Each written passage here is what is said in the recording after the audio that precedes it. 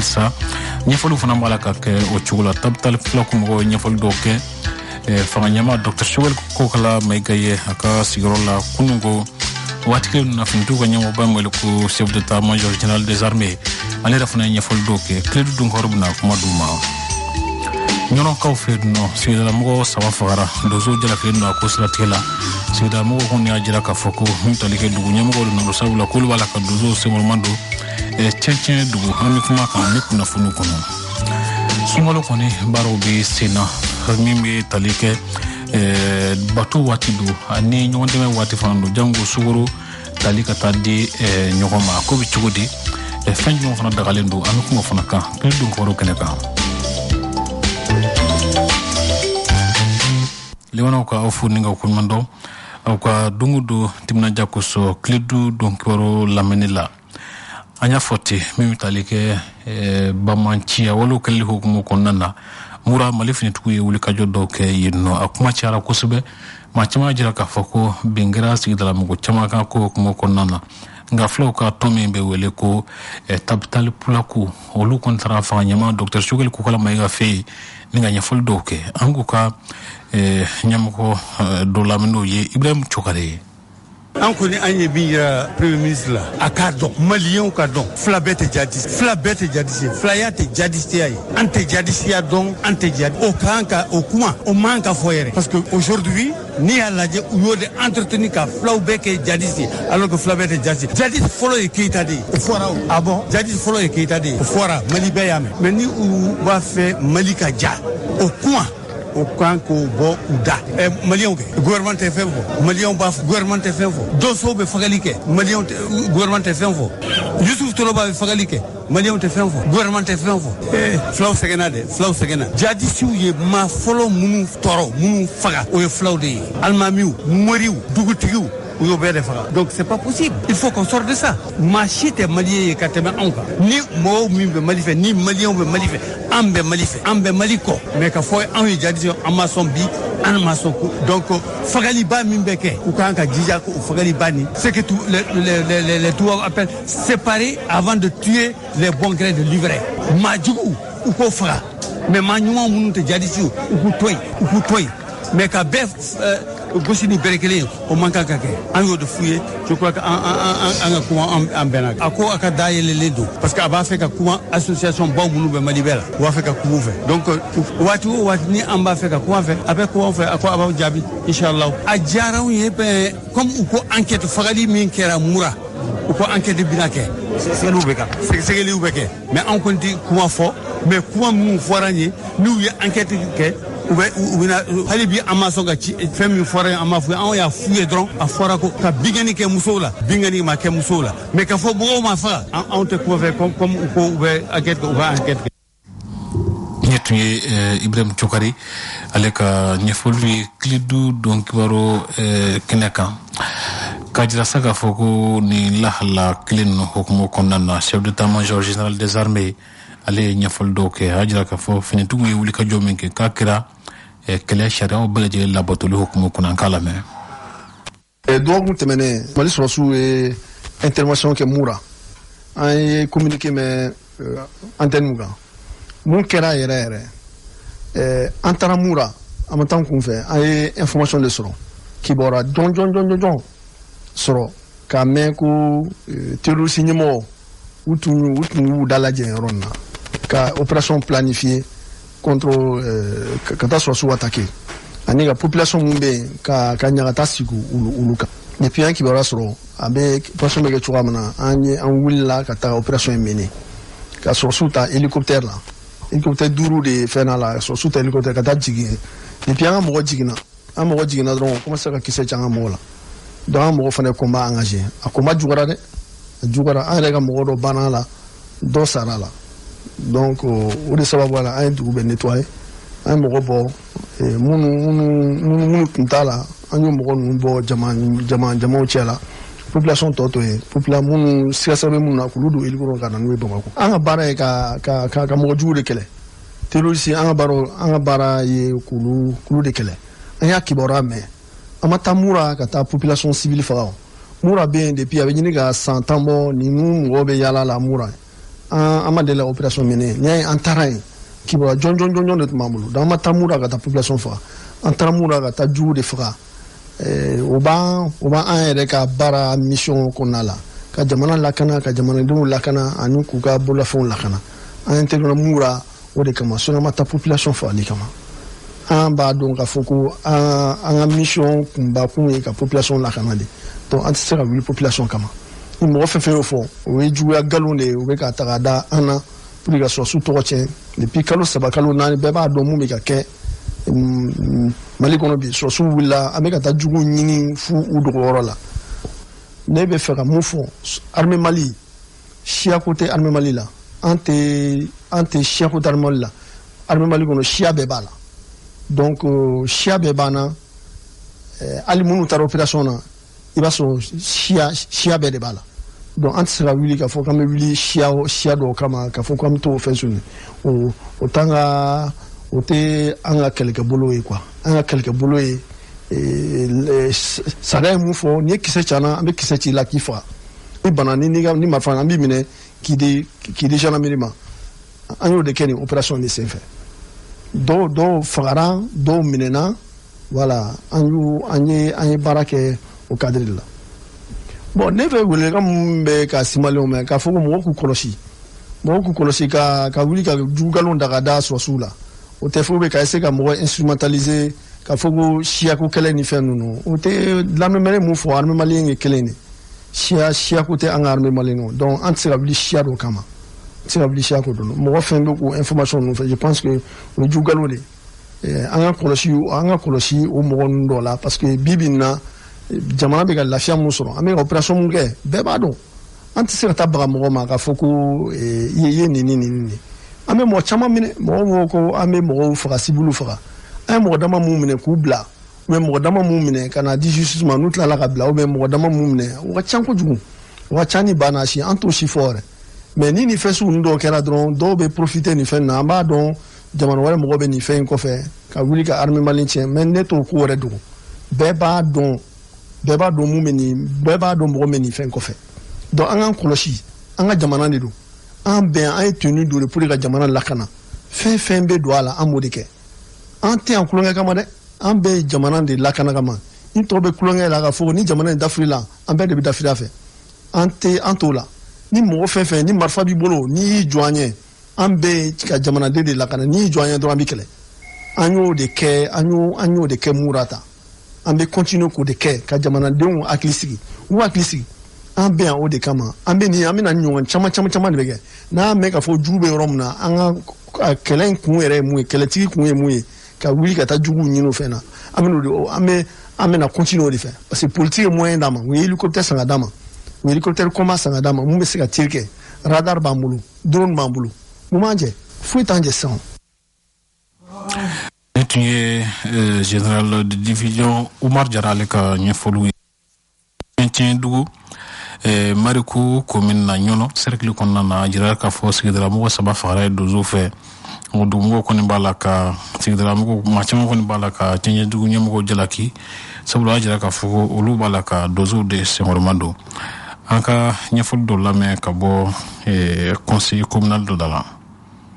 Kunun an ka denmisɛnw y'an wele dugutigi fɛ ko u b'a fɛ ka taa Ɲɔnɔ ka t'u ka hami jira faamaw la ka sanga ni donso ka sigiɲɔgɔn tɔɲɔ min b'a an da la u ka se ka kuma fɛ pour que an bɛ se k'an yɛrɛ sɔrɔ dugu jeunesse maa 40 kɔ u bɛɛ taara Ɲɔnɔ bi ni commandant ni sɔrɔsiw ni CEDEAO u ye tɔnsigi kɛ an sigilen k'u kɔnɔ tɔnsigiw bɛɛ na min kan n'u kana kɔndarani kɛ kunfɔlɔw sera Kanari kun na komi an ka dugu yɛrɛ bɛ Kanari kun na u jɔn bɛ ka ɲɔgɔn kɔnɔ donso bɔra k'u kunbɛn donc muguci kɔni dabɔra sa koyi maa 3 de salen bɛ filɛ siraba kan yan wa maa min bananen don kisɛ bɛ maa dama min na o ka ca dɛ minnu kɔni kɛra sur place ye maa 3 olu da filɛ siraba kan yamaruya ma d'a ma fɔlɔ an k'u ta bon an ye a ɲɛfɔ Ɲɔnɔ sɛbɛn de ɲɛna quoi bon siraju ka ɲɛma lieutenant ka danga min ko Tarawele a ko a y'a ɲɛfɔ sɛbɛn ɲɛna o kɔni ka ni méridien tɔ ni si la ko min ta k'anw sɛgɛrɛ ko da u donna an ka dugu kɔnɔ ka kita timola anyu bona bato takata nyo docteur sola nyo fama be bakalama ko muna amason kwa amado dozoyala angwande dozoya shida amadela anyo senegala de ko wana amado kanda hera soro donc o gela de banyo na mafingula majekula uyanga dugutiki mina sigiga fo no fe anga sigiga kuma ko ni wake mena muganda ku tabla anyo sara kataka na wake mebe duku kwa anyo sara nera ni vlega fe no ya unche durumina ko se che durumina yen shukalen kile mukungula amadimi kama jimi abe ko muna amason do dozoyala wa gela fo tan nyonje muna amado ko o gela de banyonche wele ka mena bola ka si fama ma vraiment toro bala ka ndra be fama no kam na damne na nu kongo dora me fama wele ka fuye kam ni nera se ka bo ka nera na be kalu duru bobi se ka bo ka takena ma nu kongo dora me fama wele ka fuye na mas tuma da wele amisere wele wal manga strashu wele ko fa ko na la sero ka abinya nyono sebe ni nyono komanda amu wele tuka nyema mbe ko trawela amba wele kamna bismillah fobi sasa ni kambu wele hali dozo nanu sigi klebwa na fora ko sigi aga dimito yesrala ni wele ka fu nyana isani fani ka nyo informer trawela wele strashu le dangade akoma kwa ko nfa ko bina ko utaka fo ko la ku bayiragala donc nana ni mbara de ka fobi ko dondala ka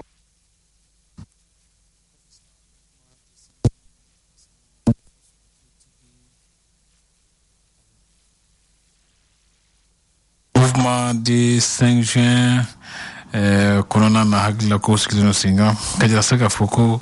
anyamoya kwani kuma chale no kusbe sabula halsa Dr. Sugar Kokola mega halika solana likoni fa nyama ya masonka nyamoga jore mblanga ki badara alusa ko lika nyafoluye nyamoga alame on de y'a fɔ ne balimaw k'an to IBK kɛlɛli la M5 kɔnɔna la on de y'a fɔ ko 150 millions tali IBK fɛ an tɛ jɛn n'a ye 75 millions tali premier ministre fɛ an tɛ jɛn n'a ye 30 millions tali assemblée président fɛ an tɛ jɛn n'a ye anw de bɔra k'o kɛ an ka kɛlɛkɛlan ye k'o bɛ se ka don fantanw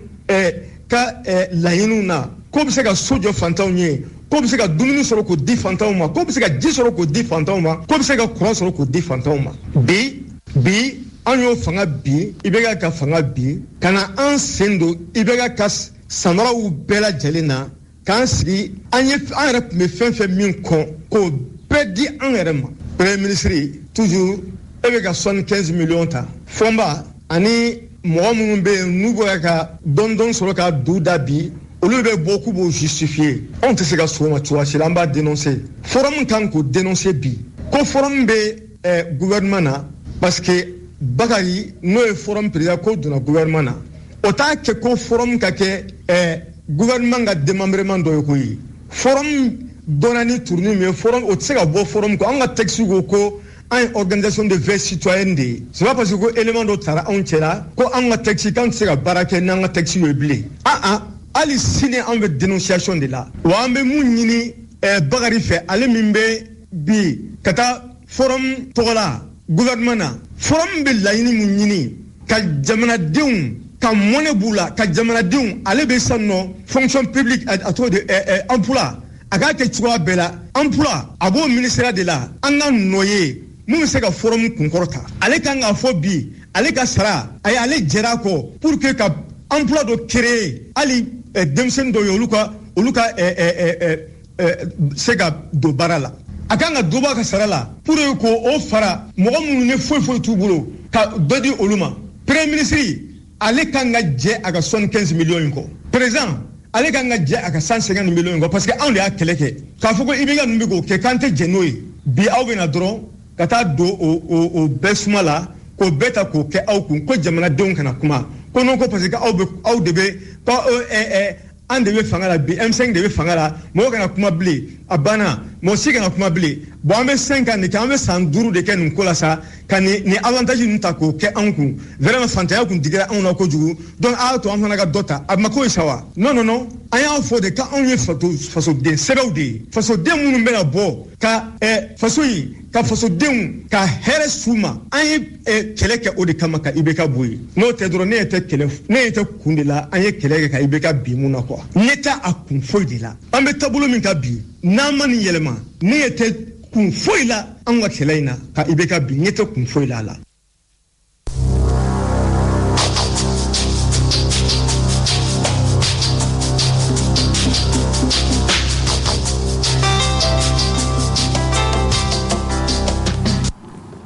Professor Sungalo kɔni baro bi sina sisan bato waati do ani silamɛw fana mu wɛrɛ jɛ dumuni ni u yɛrɛ janya ko caman na tile kɔnɔ min y'olu ko sun mun de dagalen no mu ma daga silamɛya dɔmɔgɔba dɔ ye Bubakar Traoré a ye min fɔ Fatou Tassila y'an ko lamɛn.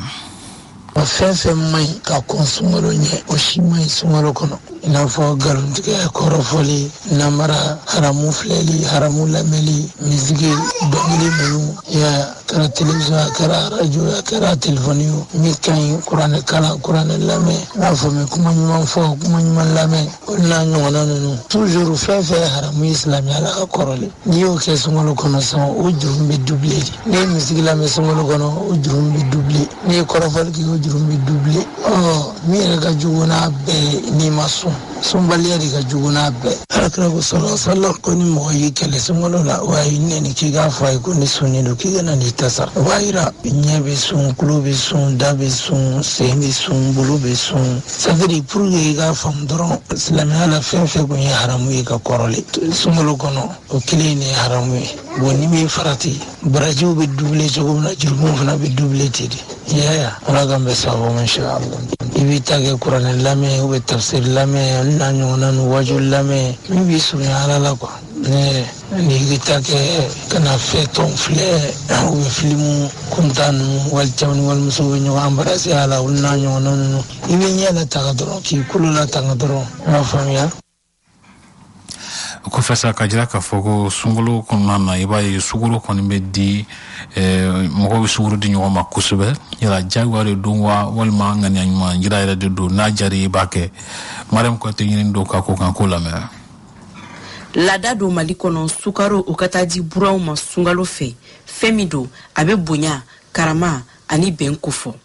nka ka kɛɲɛ ni gɛlɛya min bɛ diɲɛ fantan ni naani bɛɛ lajɛlen kɔnɔ bi maa dɔ y'a yira k'a fɔ ko buran sukaro o ka kan ka dabila kɛrɛnkɛrɛnnenya la furu min n'a ye san damadɔ sɔrɔ Kasim Diallo kunnafonidila don. Ne yɛrɛ hakili la kɔni buran sukaro ko a kan ka dabila de a kan ka dabila maraji kɔni ye san 1 san 2 sɔrɔ ka ban buran sukaro din kan ka jɔ mais comme u y'a kɛ laada ye a n'a gɛlɛya fara ɲɔgɔn na dɛ i b'a sɔrɔ dɔw bɛ yen u bɛ taa buran sukaro na hali n'u bɛ juru ta ka taa di u bɛ taa di a tɛ ka sɔrɔ e ma se ka kɛ i yɛrɛ ka denbaya ka mɔni na e b'a bɔ da k'i bɛ taa di buran ma peut-être buran dɔw yɛrɛ u mago t'a la yɛrɛ c'est compliqué. Ni o ye Kasim ka hakilina ye maa dɔw fana y'a yira k'a fɔ ko dugubila ka fisa ni ladala wuri ye o kama sukaro di sunkalo fɛ o kɛlen bɛ juru ye u kana. Ne yɛrɛ bɛ yɔrɔ min na ko sisan nɔ ne ta ma taa fɔlɔ nka a jigiya kɔni bɛ yen nɔ n b'a la ka fɛɛrɛ ni dabali bɛɛ lajɛlen tigɛ hali n'a y'a sɔrɔ min di ka kɔrɔ san o san ni ma se k'o sɔrɔ laada in kɔni a kana wuli n ka se ka taa ni dɔ ye ka taa n buranw ka t'u ɲɛbɔ sira la. Gɛlɛya n'a togo donc siɲɛ kelen dɔrɔn de don san kɔnɔ n'a tagara e kun bɛ kɔrɔ ta i masaw fana bɛ content quoi. Geste significatif de sinon a tɛ foyi ɲɛ buran ka wa ko la o. Ne yɛrɛ kɔni ye dɔ ta kɛ ka wari d'a ma ni wa kelen dɔ ma sukaro sɔngɔ ye bon dɔw ta comme c'est significatif ni bɛ kilo 10 di mun ma kilo 5 bɛ taa d'o ma voilà donc a bɛ fɔ cogoya min na ni nɔgɔya bɛ yen a bɛ nɔgɔya ko kɛ ni gɛlɛya bɛ yen a bɛ gɛlɛya ko kɛ o kɔni ne hakilina ye. Buran sukaro laada don dɔw fɛ tiɲɛ don nka ala sariya la a dili ye jagosa ye wa an ka karamɔgɔ Ismail Konate lamɛn. Jagoya tɛ k'a fɔ n'i m'a di i bɛ jurumu de sɔrɔ la buran sukaro ye bonyanan de don a jarala k'a fɔ mɔgɔ ni a y'a buranw bonya ko ala bɛ o ka sababuya ye ka barika don a denw na maa min y'a kɛ ani maa min m'a kɛ o tɛ kelen fiyewu wa buran sukaro fana ye fɛn bɛɛ n'i seko de don nka n'a se t'i ye jagoya tɛ i k'i yɛrɛ bila a la n'o ye ka taa ɲini kojugu la ka taa di k'a sɔrɔ a se t'i ye o kɔni o bɛ bɔ ɲumanya fana hukumu kɔnɔ. An ka dɔn k'a fɔ min ye gɛlɛya ye a bɛ diɲɛ fantan ni naani bɛɛ lajɛlen kɔnɔ an bɛ yɔrɔ min na i ko bi o tuma na ni buran min garizigɛ don la sukaro la ɲina o ka ala barika da ni mun fana garizigɛ ma don a la o ka faamuya ko gɛlɛya de nɔ don ko burankɛ a ma min ye fasamadiya kɛ o la ko buranya o kɔni o b'a nɔ na. Mariam Kɔnate ka nin ɲɛfɔli de bɛ dan sigi tile du dɔn kɔrɔ la bi wulada in na Etienne Ɲare kunnafoni fara ɲɔgɔn kan kuma so kono André Traoré amara ko ne bakole ko monsieur ko la deme kara Kasim Traoré fe kusbe an la selike jekulu marto bala jele am do ke ko la kasinirana